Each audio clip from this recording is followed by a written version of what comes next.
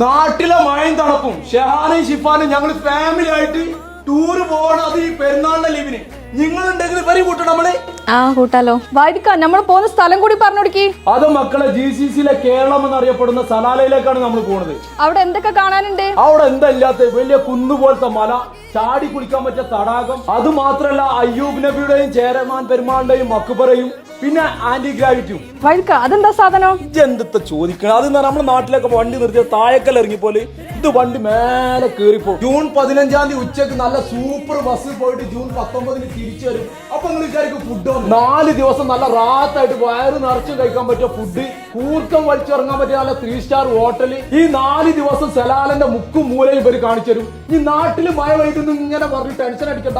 ഈ 4 ദിവസത്തെ പെരുന്നാൾ ലീവ് ഉണ്ടല്ലോ, സലാലെ പോയി പൊളിച്ചേക്ക്. അപ്പൊ നിങ്ങൾ ആദ്യത്തെ ബന്ധപ്പെടണമല്ലോ. ഈ കാണുന്ന നമ്പർ വിളിച്ചോളി. എല്ലാ ഷാന ഷിഫാന. അതെ.